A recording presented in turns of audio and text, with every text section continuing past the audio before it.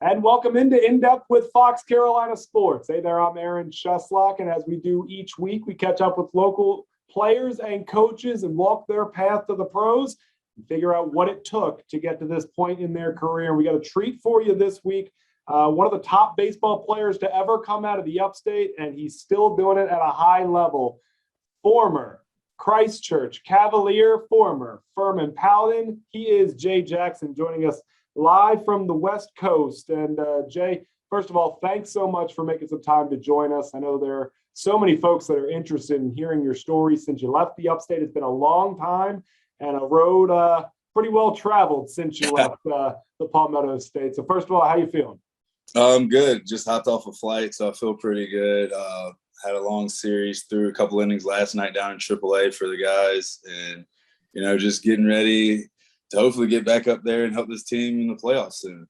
Yeah, and that's kind of where I want to start is this year, because you look back at your trajectory on your career. There have been some bright spots, there's been some low points, but you're certainly hitting your stride right now.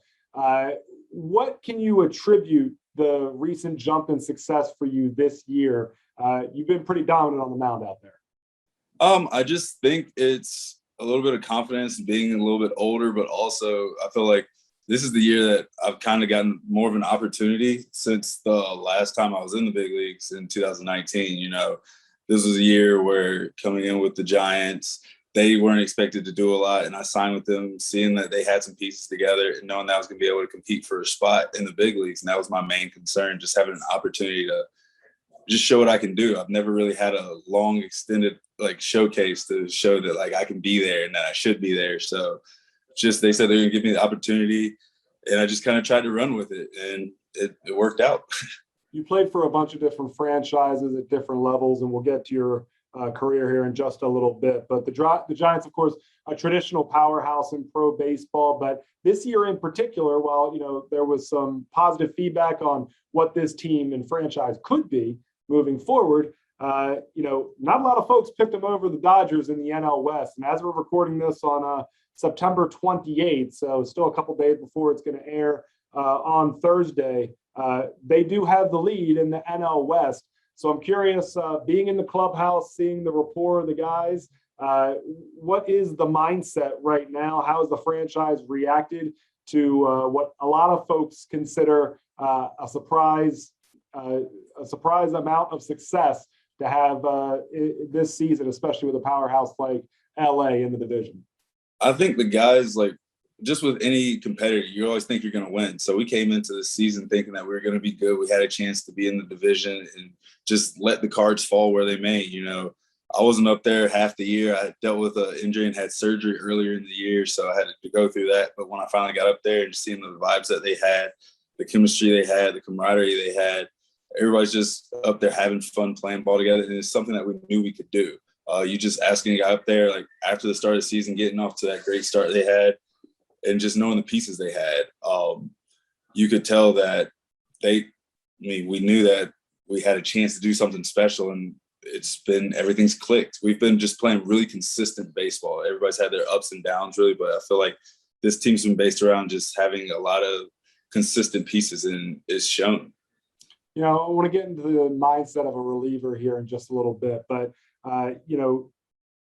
that's what you've been through the majority of your career. But and correct me if I'm wrong, that when you first turned pro, the way that a lot of franchises, the Giants, I know the Rays do this a lot, where they work around their bullpen. So you might be a reliever, but you could be starting for 2 innings. You could be facing the toughest part of the lineup for 2 innings. And it kind of varies by need and circumstance and, who you guys face that day. How much of a difference is it when you're going into a game knowing you're toeing the rubber, and then versus you just have to stay ready because you never know what the situation might be?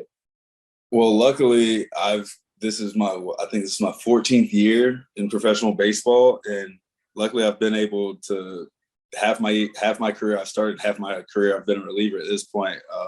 So it's a different mindset for sure. You take it into you have to be ready at all times as a reliever, which is awesome. I love it because the adrenaline's so much more, it's just so quick twitch. Whereas as a starter, I feel like you you have to be more calculated. You have to be like, okay, I have to face these guys 3 times. You get the scouting reports and you're studying guys for a week. So it's almost like taking a final exam compared to a pop quiz, I would say. The pop quiz, like, you're either good or you're not. You either know the information or you don't. Whereas an exam, you have that long time to study and be like, okay, I know what I need to do and how to get these guys out and just see how it happens. You know, you're bouncing back through the majority of your career between the big leagues and the minors, and you know, a lot of that's circumstance, a lot of that's fit. But when you think back to the last 2 years, and that last year the entire minor league season gets canceled due to COVID, does that give you a new perspective on being able to play baseball for a living as a job? You know, the love of the game, but also getting paid pretty well to play it. You know, I'd imagine that's a lesson you knew, but even I guess at that point, 12 years into your pro career, probably reinforced pretty good in 2020. Well, last year I was in Japan for half the year, so I was still playing. I was over there enjoying. I was over there with my son and seeing him and just playing baseball. We got shut down a couple times, but I actually got a few games in. They actually got their season to end completely, but I came home to deal with some stuff here, and I ended up signing with the Reds last year. So I was actually at the alternate site. So I got to play baseball all year last year again. Just luckily, me being me and having the extensive career I've had, teams reached out and wanted me to come help these guys get better and, you know, work on some things. So, but just the pandemic in general, everything that's going on, it puts an emphasis on, you know, time for me. Not so much like what our careers and things like that, playing baseball, but just time that we have just here and time that we have with our friends and family. Like I got to spend a lot of time with my family last year. And that was unbelievable. And just being able to talk to them, spend time with them. You don't want to take that for granted, but it also puts in the focus, you know, playing sports and like being able to almost play a game as a job and be able, you get paid pretty well when you get to playing 10 years, just I would say in any career, once you start getting 10 years deep, you should be getting paid pretty well to do it. But, you know, just I got to a point in my career that I just started enjoying baseball, and everything else after that's just been kind of, you know, extra stuff like icing on the cake for me. So I enjoy it every day I'm out there regardless. I just try to keep a smile on my face and just be as positive as I can. Well, let me ask you, because you are one of the lucky ones then that did get to play a full season in 2020, regardless of whether it was different locations, but you got to keep playing.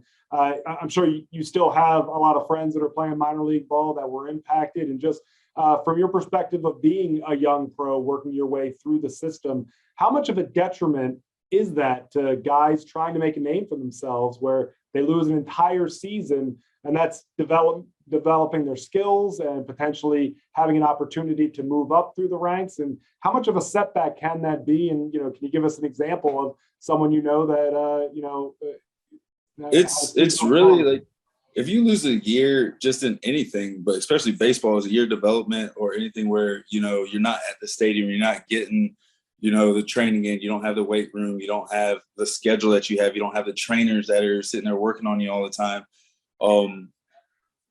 It's costly. It could be a make or break. It can end your career. I know some guys that, you know, like guys of friends that have said that after last year they didn't get signed this year because they were free agent, or minor league guys that they were on the cusp of being a top prospect or being a prospect, or getting some looks at the levels that they didn't have guys at yet, that they could make a name for themselves, like you said, that they brought guys in from the draft last year and signed other free agents because they didn't know how this year is going to go, and they lost a chance to show what they've been developing.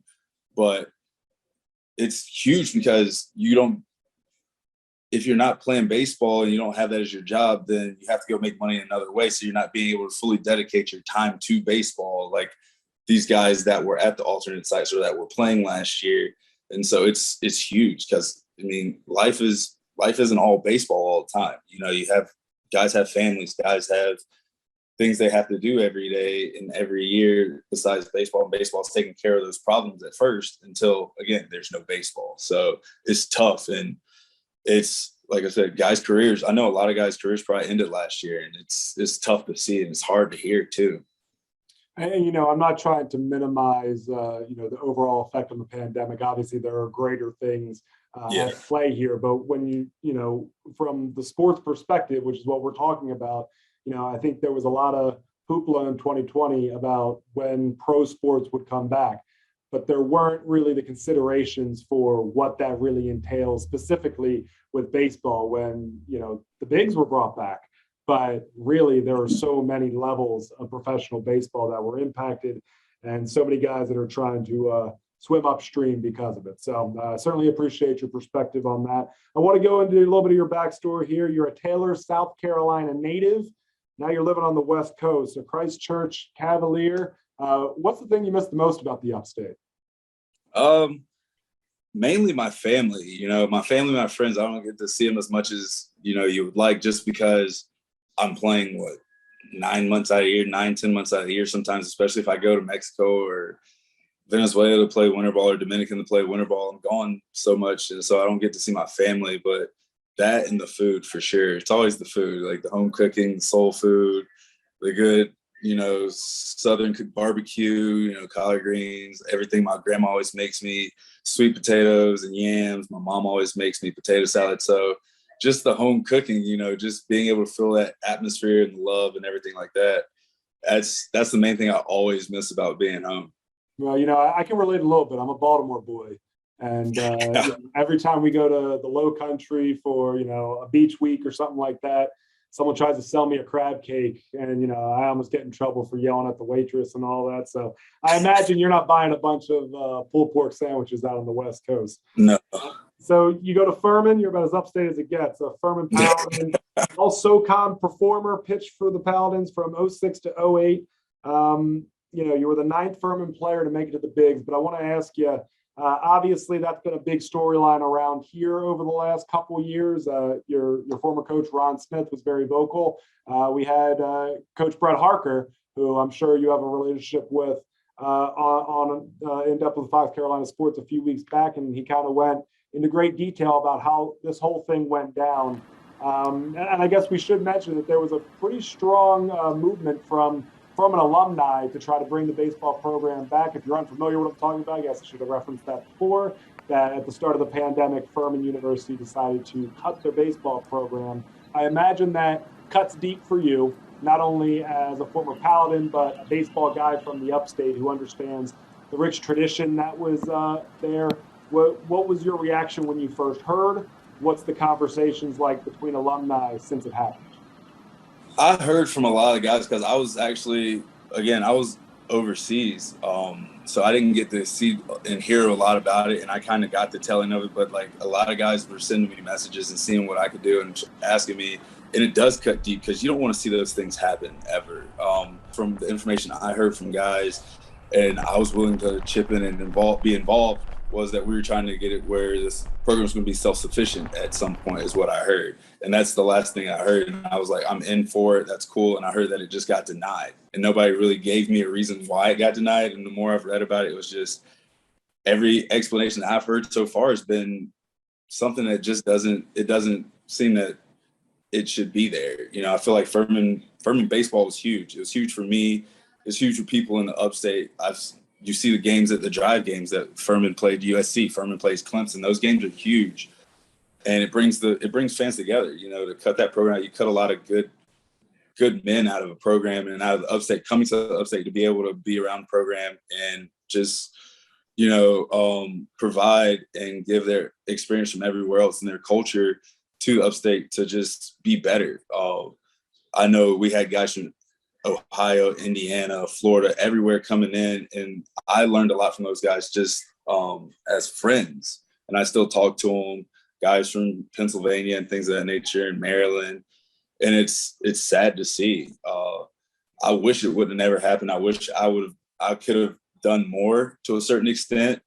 But I think who's President Davis, and she has the final say, I feel like, in everything. And it's sad to see that so many people wanted to see this program succeed and be there still. And it just kind of got pushed to the side for some odd reason. And I don't understand. I wish I would have got more clarity on it. And I would love to have a sit down. But me and Furman, honestly, didn't end on the best terms either. So I love my friends there. I love the baseball family.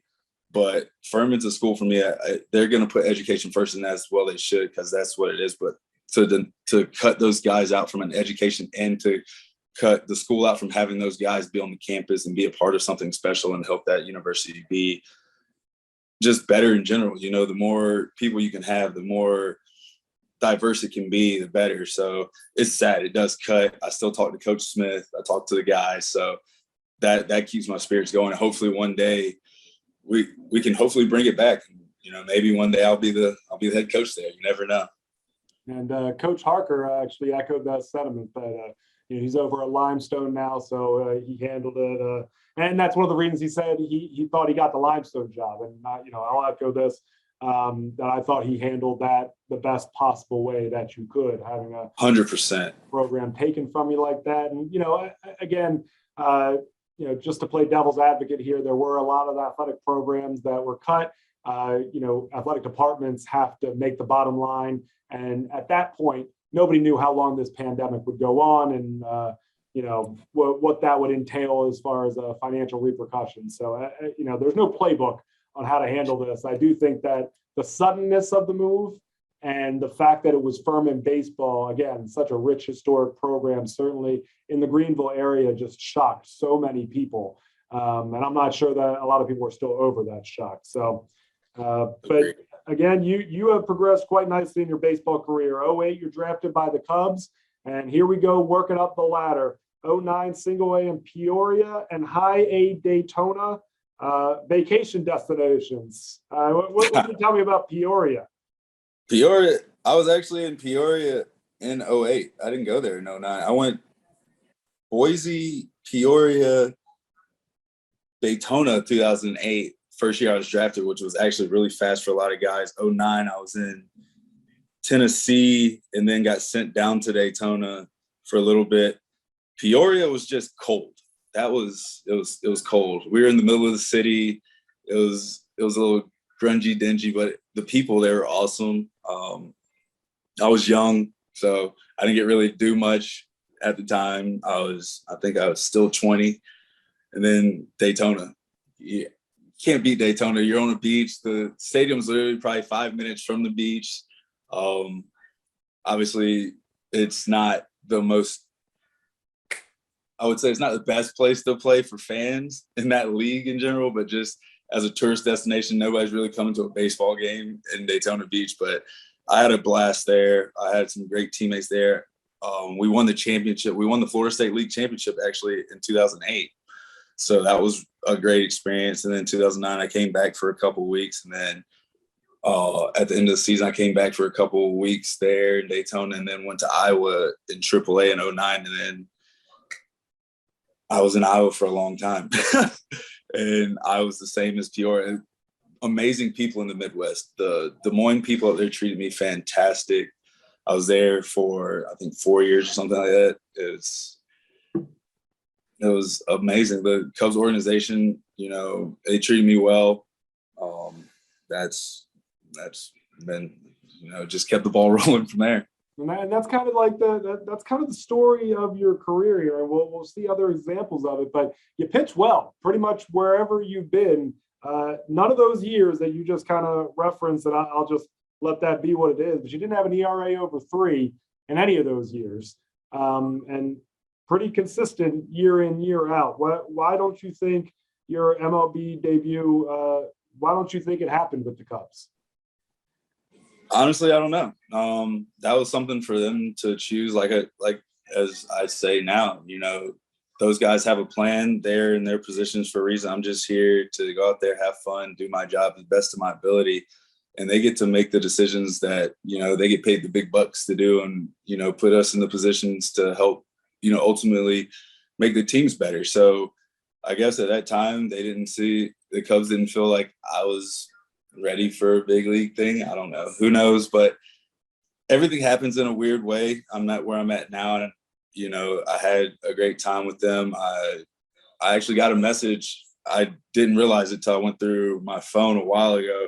I got a message from the old player personnel guy from the Cubs congratulating me this year on being with the Giants again. So, people are still watching and it's still fun. And, you still have those connections from way back when.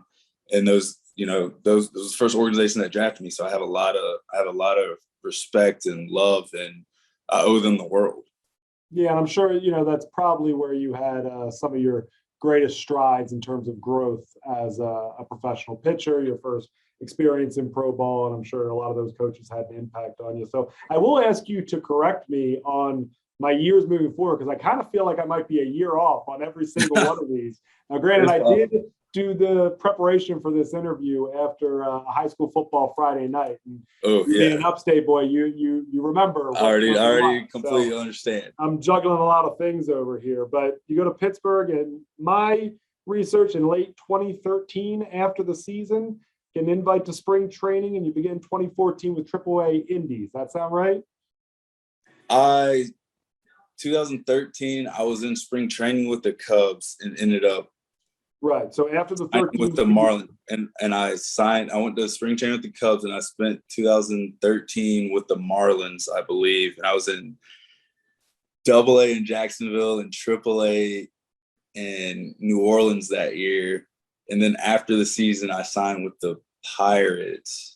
Okay. And went to big league camp and started the year in Indianapolis in 14, and then got traded to the Brewers in August, I believe. 14. Okay. Went to Nashville for the end of that. So yeah. All right. Okay. Beautiful. All right. So here we go. 2015 invite to San Diego spring training. So at this point, we are 7 years as a professional baseball player. You're playing for your fourth different franchise and still waiting for the call. So my curiosity is, when you have such a great amount of success every single year, but you're still not breaking down that wall, what's the mental toughness? Where's the level at? How do you deal with it? Because baseball is a game of failure, but you're not really failing in the traditional sense. You're just right on the doorstep. You just can't quite kick the door in. Did you have doubts? How did you fight through that? I mean, there's always doubts with anything. Definitely when you're playing well and you're not getting the call, you're wondering what else you need to do to get the call. But mentally, I just got to a point. I think I was married then too. So me and my wife were just, there's just a couple of days where I just sat around and I would just think about, like, is this what I want to do? How do I want to do it? How do I want to go about it? And, baseball is providing like enough to cover everything that me and my wife need to do. So it's not a strain, but again, it is frustrating. And then at one day I just, I became at peace with, I'm just going to go enjoy every moment I have out there. And then whatever happens, happens. Because again, ultimately, if it was up to me, I would have been in the big leagues a long time ago, but it's not my team. These aren't my teams. I'm just lucky enough that these guys feel that I can help them win and that I can go out there and still participate. So for me, that's a blessing in itself, that I'm still able to go out there and I'm healthy enough to go out there and throw baseball and play and do these things and help teams win, and that they think highly enough of me to be on their teams. So San Diego is the organization where it happens, AA, AAA for the bulk of the year. You get the call on September 14th, 2015, and you make your debut that day, going 2/3 of an inning. What's your, first of all, walking out to the mound when you get the call, what's the feeling? Because, I'm 35. It ain't going to happen for me, right? I barely made varsity baseball in high school. So, I'm one of the many that are watching this that just dream of, being all alone on that mound in a big league stadium. And everyone's looking at you. It's one of the few positions in sports, you can think about a golfer lining up for a putt or a kicker in the NFL line up for a field goal, where everyone is looking at you every single play. What's going through your mind? Nerves, like, finally we're here. What's the feeling? That was one of the most nervous times of my life, I would say. My heart was racing 1,000 miles per minute. I had no idea what was going on for a little bit, and it obviously showed in my outing. Luckily, I had my teammate who I had played with a long time before, Marcus Mateo, came in and pretty much saved me and kept me from having an even worse ERA than I did that day. But It was amazing to be out there. You only get one of those. Ultimately, you really only get one debut, and that, after that, you get kind of used to it. You start trying to settle in and trying to figure out, and then you have those moments again in different situations. But the first one is just, you take it in. You look at the crowd, you take it in, and you're one of a few to ever be there. So you just gotta, take it in and enjoy it. And I let it get the best of me. A lot of guys don't. So it's unbelievable. It was a great feeling.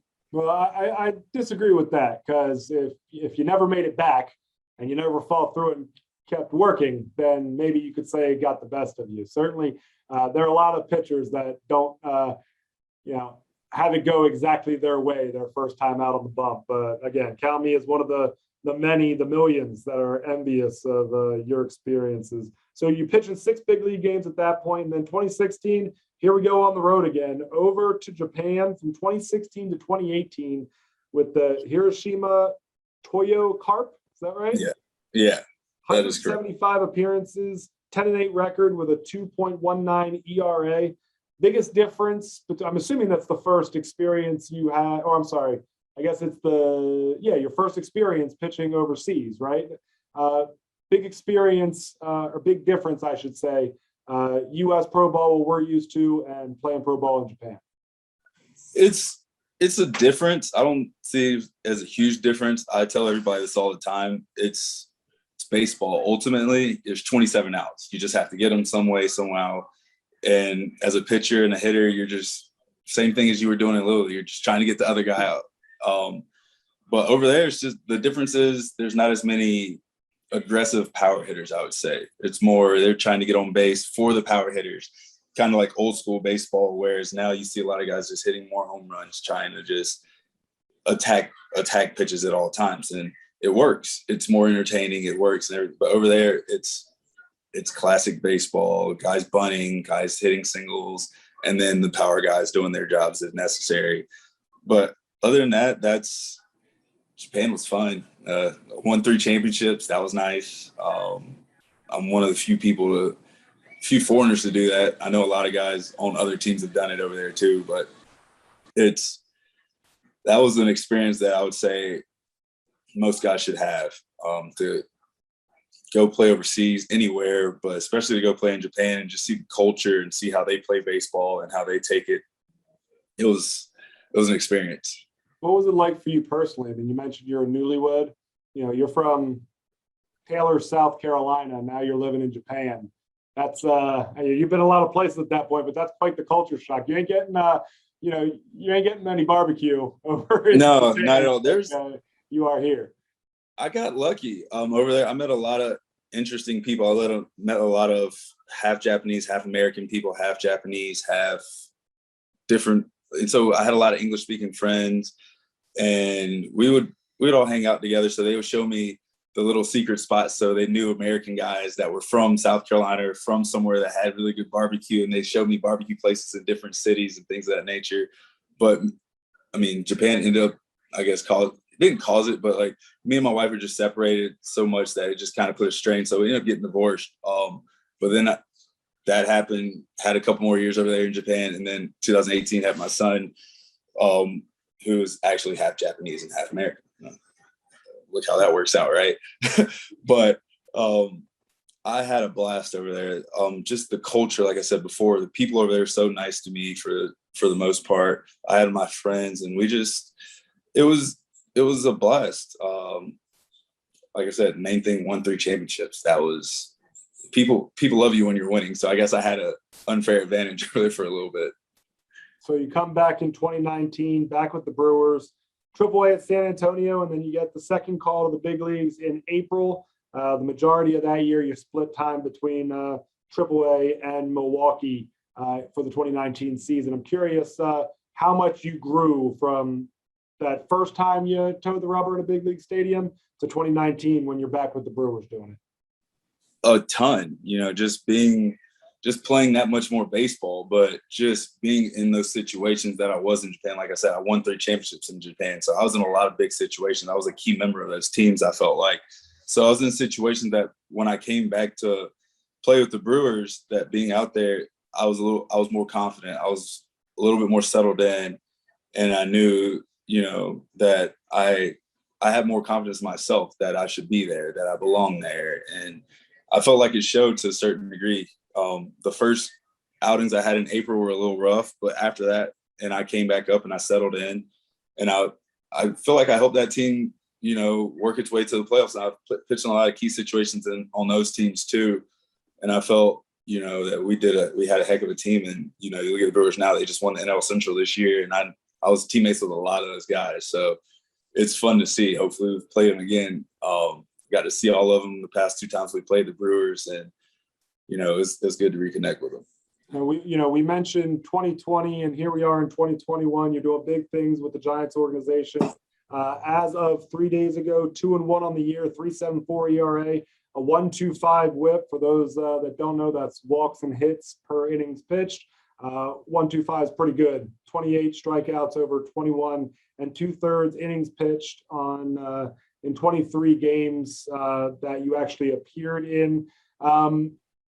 You've been in pro baseball for a long time. You just referenced some of the relationships you have with guys on the Brewers, but are you at a point now where you can pretty much look at every organization and say, okay, I know that guy from here, this guy from here? I mean, you've been around a while now. It's funny because actually I can. Like, a lot of organizations, like, I'll either play with guys that play with somebody else that know me, or I'm playing against guys, or I've seen these guys come up through organizations, or guys have heard of me. Or there's some teams right now in AAA that actually my old teammates are managers of the teams here. So it's fun. Like, you look at the Giants right now, there's actually coaches in the big leagues right now that are younger than me, or just almost the same age as I am. So it's a testament to me playing, but like, there's a lot of relationships there, and guys that I see that, I guess I get a little bit more respect, or a little bit of respect, just because, it is year 14. So guys have seen me around a good bit. So, but there's at least 10 organizations that I know guys on now that I'm just like, oh, what's up? It's good to see you again. It's hilarious, but it's nice. Yeah, it's good to see you, but if you step in that batter's box, I'm gunning for you. Exactly. We do expect you to get the call right back up to the big leagues here soon, and postseason. I think you guys have already clinched a playoff spot. It's just the division's in question. So as you look towards the postseason, obviously it's a little different now. For folks that aren't 100% back up to it since sports came back, there's another wild card spot. The wild card just in general has become really revolutionized over the last few years. And we've seen, World Series champions come out of that wild card spot. So that's certainly, it's not win the division, win the pennant, or bust. But certainly when you get your mentality right to play postseason baseball, what would you say the biggest difference is from your day-to-day game in the middle of July to, okay, the big bucks are on the line now? You're a little bit more aware of your surroundings, I would say. You have a little bit more oomph in your step, I would say, just because of the situations that you're put in. Like, everything's like almost a do or die situation to a certain degree. There's more emphasis on every pitch. People are watching every pitch. You have to be more crisp on everything. But the teams that win and that do really well are the teams that don't let the moments get too big a lot of times, that they enjoy them, and they know that everything that they've done so far is going to work in this moment too. It's not letting it get out of yourself and be too much. So, like I said, for playoff baseball is fun. I've been in a lot of playoff games. Again, Brewers 2019, we lost the wild card game to the eventual World Series champions. Like, that's crazy to see. And then, like I said, won 3 championships in Japan, was in the equivalent to the World Series in Japan 2 out of 3 years I was there.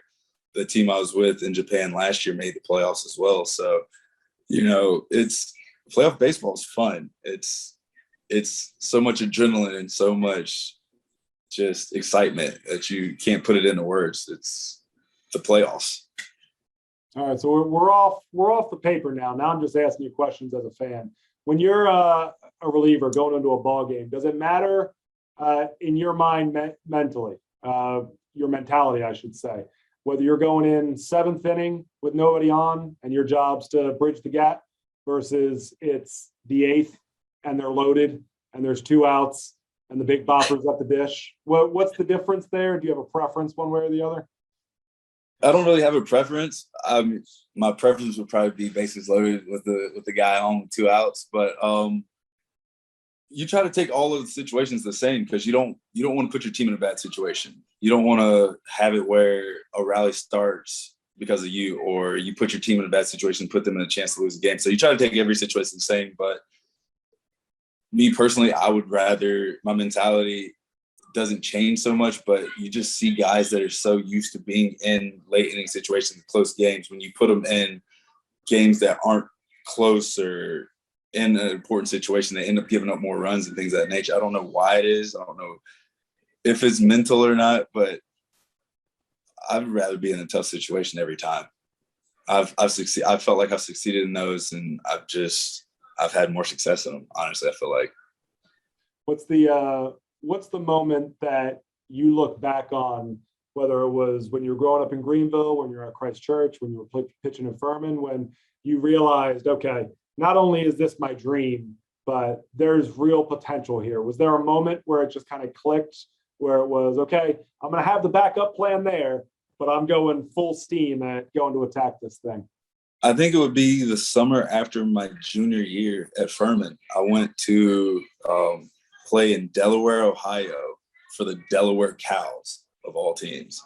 And being there, our team ended up, I think we ended up being runner-up in some crazy scenario, how we ended up pulling this off. But I ended up being a top prospect in that league, and finally started getting interest from major league scouts and things of that nature. My velo finally went up, and that's when it just kind of clicked, like, maybe this could work. And I came back the summer after my sophomore year, because my junior year I ended up being the Friday night guy at Furman and playing first base, and I had a great year. And I think that summer my confidence was like, okay, you can do this, and just stick with it and see what can happen. And after that, it took off. I don't know, Coach. I thank Coach Smith a lot for that. Coach Smith staying on me and everything he did for me at Furman, making sure that I kept my head on straight to be at this level and to get to this level, because he didn't get all the way to this level, because he always likes to remind me that the shortstop that took his job was Julio Franco. So he's like, I would have been in the big leagues, but Julio Franco took my job, and he was the shortstop I had to compete with. So I'm like, okay, so he knew what minor league baseball and what it was going to take to get to play minor league baseball and to get drafted, and just keeping on me. That's when I realized, that junior year and the summer before the junior year, and then that junior year it was huge. And all those people, I thank them for that. Baseball, so much of it is circumstance and how things fall. And, you've certainly overcome a lot of obstacles, but, I think perseverance has got to be one of your strongest attributes. A couple more from me. You played a lot of minor league ball in addition to the big leagues, but, every time I get, a baseball player that has minor league experience, you all seem to have the craziest stories about playing minor league baseball. And again, this is PG rated for television, so I'd ask you to try to censor it as best you can. But the best minor league baseball story that Jay Jackson's lived through. Gosh, 10 plus years of minor league baseball. I don't know, just probably the year we won the championship in 2008. The craziest story was when we won it, again, like half of us are in high A, so half of us aren't 21 anyway, but they let us like pop the champagne and everything like that. Guys are going to drink a little bit and everything like that. But like my car, like one of my roommates took my car and I didn't know where it was. And I was supposed to drive home the next morning, and I'm like kind of tipsy. And I'm like, I wake up the next morning in the locker room and I'm just like, I know I parked my car here last night before the game.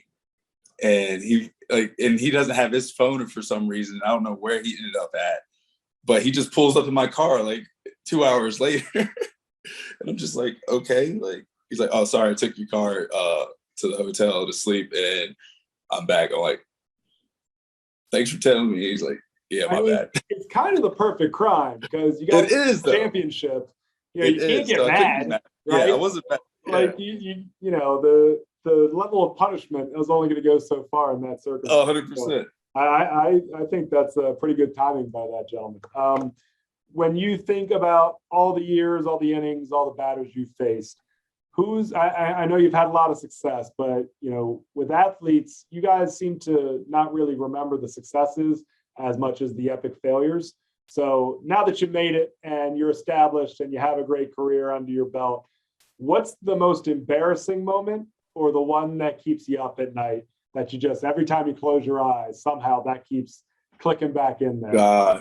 It's the Japan series, the whole first Japan series I was in 2016. That was literally my first year being a true, like my second full year being a full-time reliever after coming over from the States and being over there, not knowing what a real Japanese season is like. And those seasons are long. Your first day of spring training is February 1st, like full go. And if you make it all the way to the Japan series, your last day is like November, like 10th. So didn't realize how long the season was. I ended up with like 70 games during the regular season. I ended up in the Japan series pitching in every game of the Japan series. And I ended up having like 2 or 3 losses out of the 6 games. So I was like the cause of like 2 or 3 games anyway. So that was my worst. I gave up, I think, a hit to the pitcher. I gave up a grand slam in game 6. Like the team's first chance to win a Japan series, and I think it was like 50 years. I go out there and I have like an 8 as an ERA in the Japan series. So those are the games that keep me up at night. Is literally I cost our team games. Like, it's not so much my personal things that have happened while I've been pitching or hitting or anything like that. It's just those are more embarrassing for me because I got to do a better job. Like, we lost a lot of games because of me. So other than that, there's nothing like too embarrassing. I haven't done this year. I actually wore the wrong hat to the bullpen during the game. That's probably the second most embarrassing thing. So those are the top 2. That's the the moral of your journey is perseverance. And I bet the next time you double check what hat you went out to the bullpen with. Right? Exactly. There you go. All right. Who is the guy? Two-part question. This is the second to last question, but this is the one that the 9-year-old in me has to ask.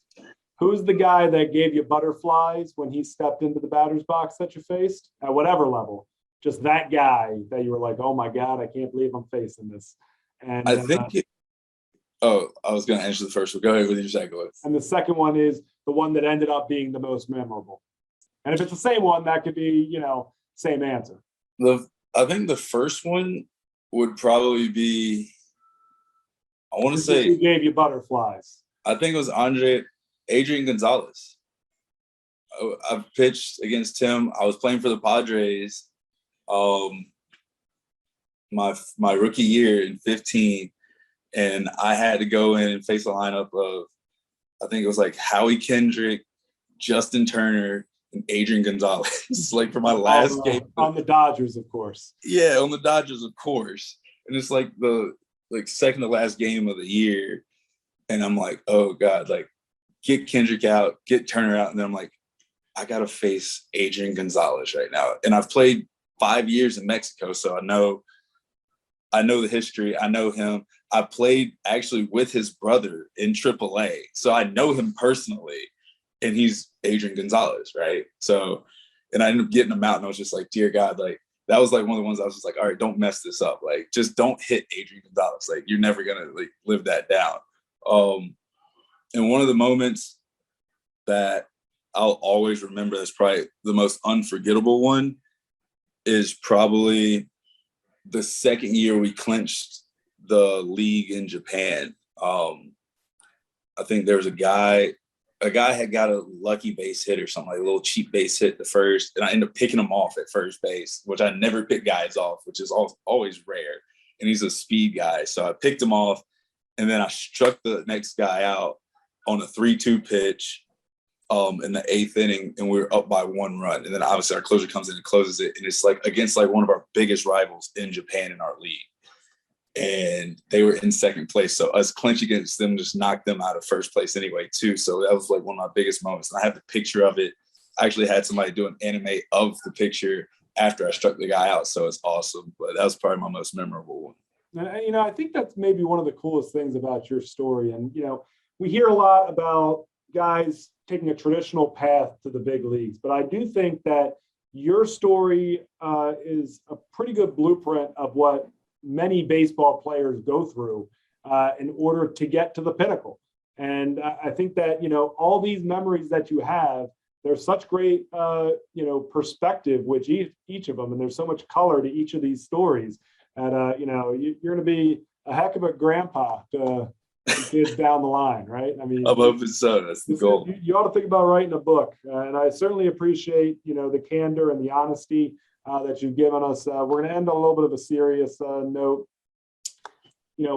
14 years in the bigs, you were a star at Furman. You were obviously one of the best pitchers to ever come out of Christchurch.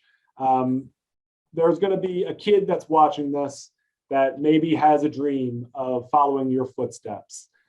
Maybe a more direct path to the big leagues in terms of a dream. Hopefully. Right. But, more direct. I've used the word perseverance a lot. And I think that, maybe it's an understatement when it comes to you. But I'm curious, when you have a kid that's watching this or learning about Jay Jackson and the path that he took to get to his goal, what is the lesson you want them to take from your story? What is the thing that you want them to take from this interview that they can take on their own journey? That I had fun, that I enjoyed this, that every day I went out there and I worked hard, but I went out there and tried to put a smile on my face and make everybody around me better. That you never want to give up on things that make you happy. I think that would be the main point. Just never give up on things that make you happy. Like, baseball makes me happy. So I've been doing it, and that's the one thing that, like, my dad passed down to me is, like, as long as you're having fun doing it, like, keep doing it. That's what I tell any kid that's playing baseball and they've made it to college and they have the opportunity to play minor league baseball and the grind gets hard and you want to give up. If you wake up too many days and you're not having fun playing baseball anymore, then it's not what you need to be doing anymore. Like, I go out there every day, good or bad, give up 10 runs one day, the next day, you know what? I'm still lucky to be out there. I'm having fun. So I'm happy to do it. Your name's Randy Jackson, is that right? Randy Jackson Jr. My dad is Randy Jackson Sr. Why did you go Jay? My mom just called me Jay since I was young. Like, my dad's side of the family, I was Randy Jr. My mom's side of the family, and all my friends in baseball and everything else, I've always been Jay. So it's just my mom gave me Jay and I stuck to it. I think it was because of the junior, but you would have to ask her on that specifically. But I think it might be because of the junior, but I'm not too sure. Nothing to do with the American Idol guy. Nothing to do. As far as I know. I hate that guy secretly. I don't. Randy Jackson was cool. Hearing all the yo dogs every time I go to an airport or a restaurant, somebody sees my credit card. Is your dad Randy Jackson? Like, yeah, he actually is, but not who you're thinking about. And then there's people, yo dog, like, nah, like, it's okay. It's I got that so many times in college and in my first couple years of pro ball. It was hilarious. I forgot to ask it earlier, but I had to ask. It was something that certainly stuck out. He is Jay Jackson, the major league pitcher, and expect you to get the call back up with the Giants here soon. Playoffs are about to get going. As of right now, the San Francisco Giants in first place in arguably the best division in all of baseball. And as Jay told us a little bit ago, there is nothing quite like postseason baseball. So we hope to see you tearing it up on the mound here in the next few weeks. And again, I want to thank you so much for taking the time to talk to us. I know there are a lot of folks around the Upstate that are going to be rooting for you. Thank you, Aaron. Appreciate it. All right. We want to thank you for joining us here on In Depth with Fox Carolina Sports as well. We'll see you right back here next week. Have a great one.